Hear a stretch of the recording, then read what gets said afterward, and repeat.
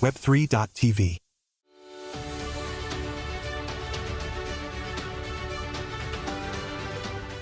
Hello and welcome to Crypto TV. I'm Lisa Amigar, bringing you the latest news in AI, crypto, blockchain, and Web3. Cryptocurrencies continue to slide over the weekend following President Trump's executive order to create a U.S. strategic Bitcoin reserve and a separate digital asset stockpile. Later in the show, we will be talking to crypto expert Gustavo Montero from Carter Capital about why this order has left the crypto markets reeling in uncertainty. But first, let's look at the top stories in the crypto world right now. The UAE is making bold moves to bring cryptocurrency into the mainstream. Residents of the UAE will now be able to hold and trade digital currencies with Dubai-based bank Emirates NBD. This new initiative will be rolled out through the LiveX app, which will support trading in popular cryptocurrencies such as Bitcoin, Ethereum, Solana, XRP, and Cardano. It will also be fully compliant and integrated with Aqua, a leading infrastructure provider. This means users will have access to secure custody solutions and the ability to manage both traditional and digital assets within a single app, making it a first of its kind for banks in the UAE. So what does this mean for the global crypto market? Well, it reinforces the UAE's position as a crypto-friendly jurisdiction, aligning with the growing demand in the region. A recent report from Chain Analysis revealed that 30% of the UAE population owns cryptocurrency, underscoring the country's appetite for such digital assets. In a further boost to the crypto ecosystem, the UAE has announced that the stablecoins USDC and EURC have been granted permission to operate within the DIFC.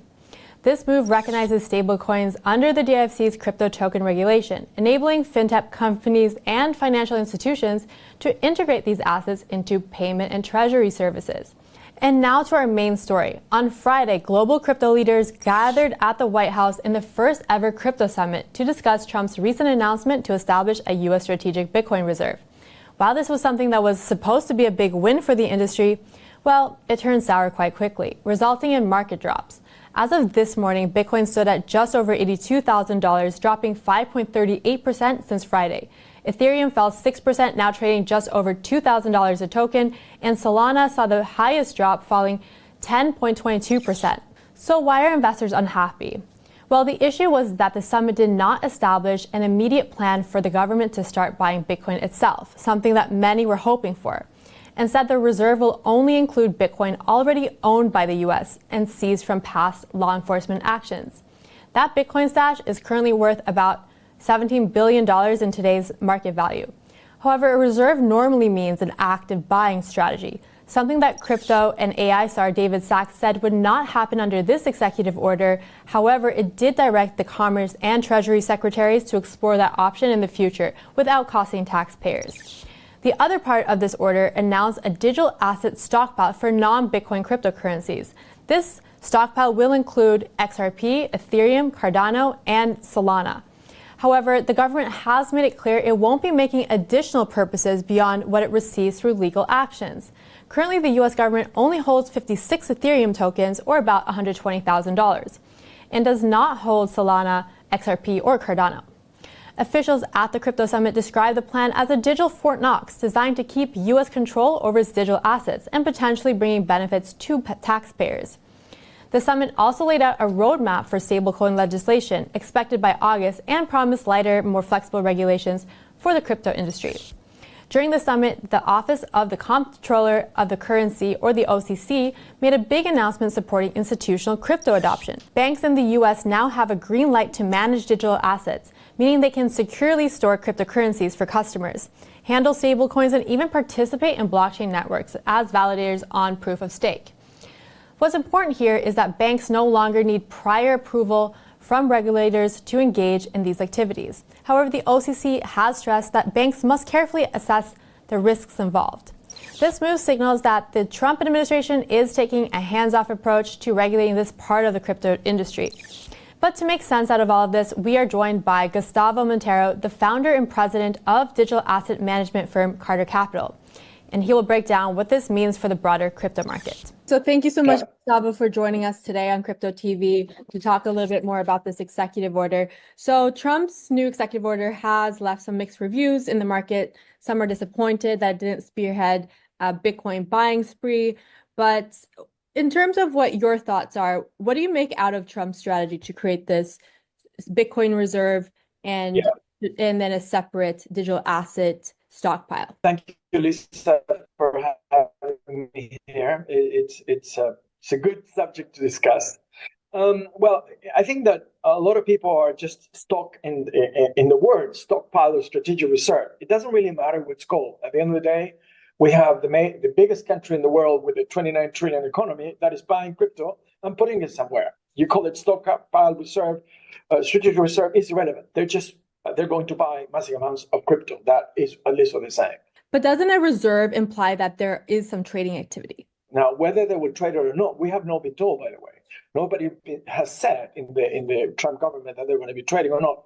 My guess is not going to be trading. They're going to just stock reserves of crypto assets. They list a number of them. So the message is clear to other countries: Europe, BRICS, get your crypto reserve going. That's what he's saying. So the US will have, Trump says, the largest crypto reserve in the world. That's what they're trying to do.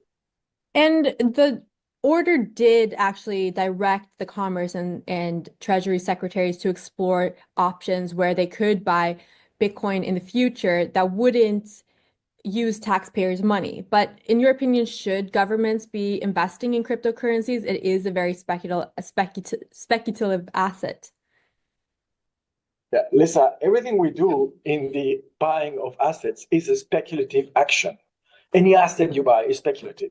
When the US government buys huge amounts of oil to keep it in an oil strategic reserve, it's speculating that the price of oil will go up, but there's not going to be oil. Same thing with cryptocurrency. So he's ordering this because he knows the fundamentals of Bitcoin are right. That's why he's saying that he wants to buy that. That means that these scarce assets, we all know it's only 21 million coins in the case of BTC. With this kind of demand by the US, it would just simply make the price go up, which is better for the US, obviously. You hold an asset that is having a premium valuation. So if you look at the news from this just Friday, Standard Chartered said that BTC will go up to $500,000. Standard Chartered is one of the biggest banks in the world. The implications are simple.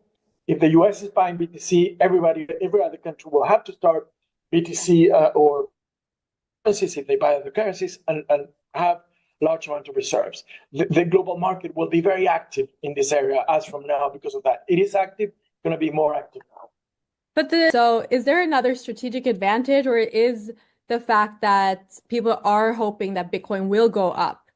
Is that the only advantage here of a strategic Bitcoin reserve? Yeah, Lisa, all the assets that governments held, any assets, oil, medicines, whatever, they have different reasons for them to be there. One of them is the question of price. When you hold an asset that's strategic, you are assuming that the price of that asset will go up. Therefore, if it is medical supplies, for instance, when you want to buy them, they will be higher. Therefore, you stock them. So that is the main reasons. But in the case of crypto, obviously the reasons for this to happen are much broader. There includes diversification of the assets. You want to diversify as much as you can as a country. You're using it as a hedge against inflation.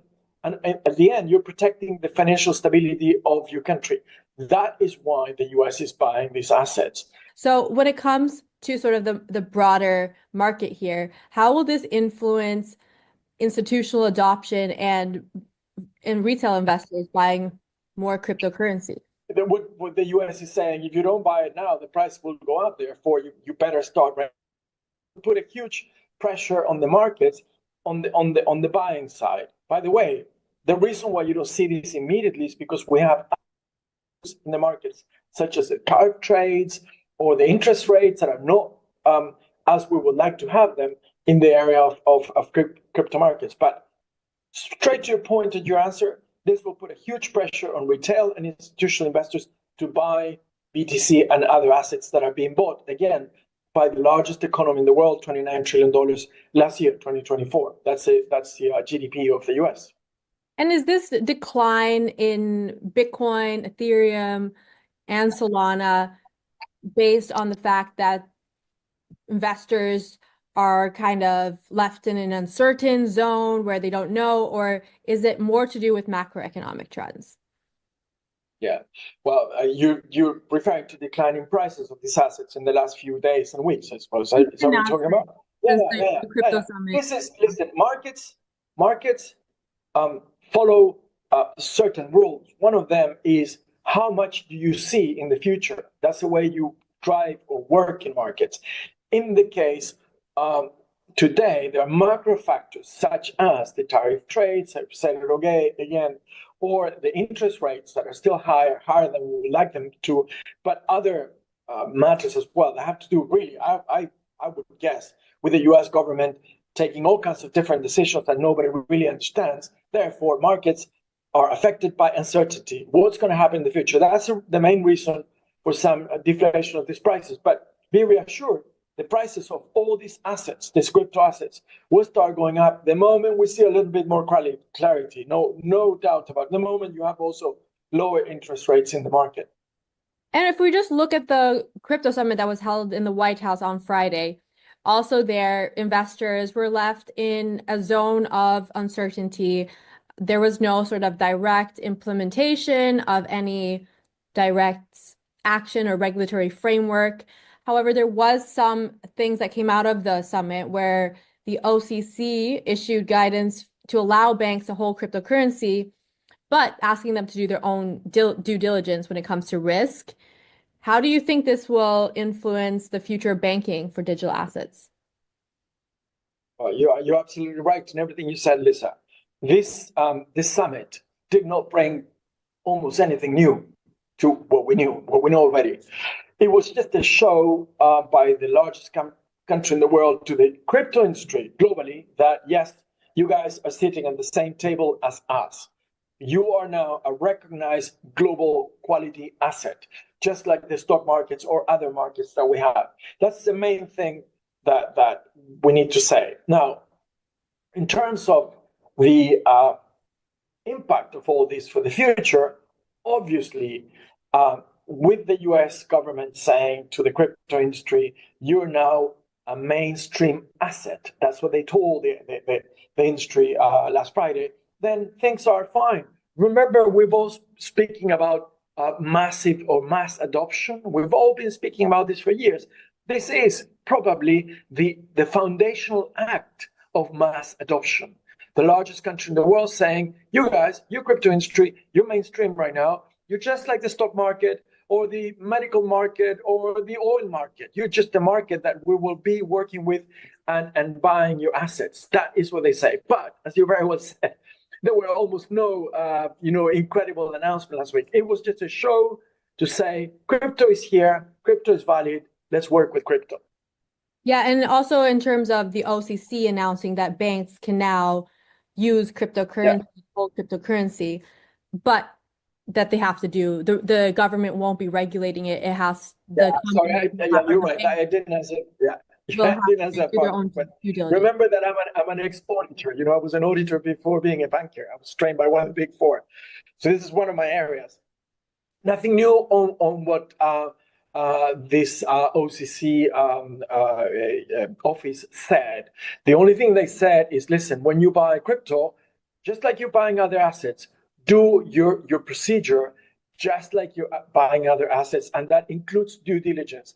Any asset you buy as a banker, you have a fiduciary responsibility towards your clients to do the due diligence on the asset and on everything that surrounds that. Basically, they're saying the OCC is telling the banks, buy these assets, buy the book, buy the rule, go through all the procedures that you go through other assets, and then decide to buy or not.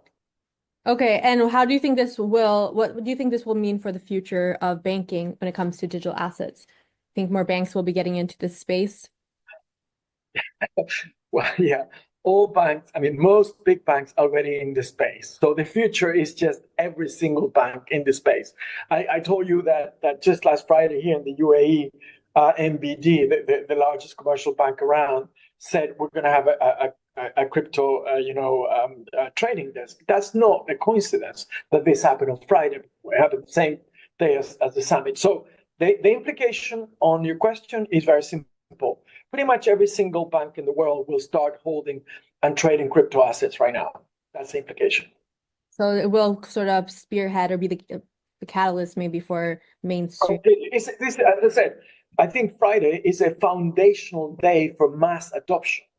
To me, that's what I read into it. Now, the largest government in the world is telling every bank in the world, listen, guys, go and buy this asset. It's fine. It's good. We're buying it. We're accumulating this asset. And markets have been a little bit shaky over the weekend, but do you think this is just temporary, or can we see some movement?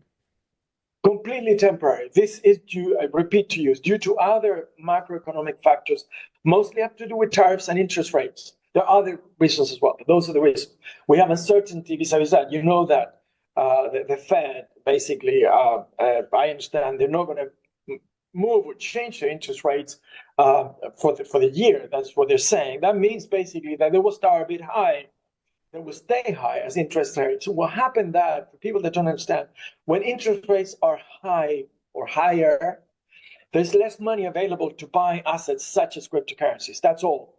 It's a question of supply of money to buy these assets. But that's going to change. This is only temporary, and you will see that within the next 3 months, as these macro factors get clarified, people understand it, and we have certainty or relative certainty of what's going to happen in the future, they will all come back and start buying crypto assets again, and prices will go up again. And finally, I just wanted to circle back to, I just wanted to ask you more about this stockpile for digital assets. A week ago, Trump did sort of tease the idea of this stockpile, including Cardano, Solana, and XRP, which then was rephrased. The rhetoric was changed, stating that the stockpile would only include cryptocurrencies that they would seize through legal law enforcement actions. But in terms of just the fact that a president or a prime minister or some government official just name drops a coin, how do you, because the US right now, there are no trading laws for cryptocurrencies because it's not considered a security. So technically Trump could just announce X coin and then someone could front run it. Is that correct? This is one of the problems we have in this industry. We're unregulated, as you call it. Therefore, a big influencer, Trump is a huge influencer, call it that way. He says, I'm going to buy this or that, and the price of that coin goes up. Of course, that is a problem. It's a problem we all deal with every day. And there is no doubt there is a need for more regulation, even though it's not considered a security. That even the US said that last week again. This is not considered security. Even though we have the situation, we will need a bit more a bit more of a clear regulatory environment in order to know what the rules are. This is what we're looking for, what the rules are. At the moment, any large influencers such as Trump can say, I'm stockpiling this and that coin, and all the prices of those coins go up. But you will see one interesting thing that I can give you as a statement, as a fact. When the other areas of this world, Second Union or the BRICS or whatever, they start buying their own currencies, they will also name other currencies, okay? It's not only Trump name. And then we'll have the fight of the naming, which tells me, and this is the last comment I'm going to make to you, that what we do at Carter Capital is we always go back to fundamentals. We don't buy any asset, any digital asset, any coin, if you will, just because there's an announcement. We go back to fundamentals. If you go back to fundamentals, you know what to buy. Out of the thousands of coins out in the market, we only trade around 15, maximum 20. Those are the ones that have the fundamentals. So for professionals in this area, all those announcements are irrelevant. You will still be buying only with the currencies where the fundamentals are right. Yeah, well, we'll see what happens in the next few weeks to come. And thank you so much for discussing this with us. And yeah, we look forward to having you on the show soon again. Thank you very much, Lisa. Speak to you soon. Bye. And that's all that we had for you today. My name is Lisa Amigard, and you're watching Crypto TV.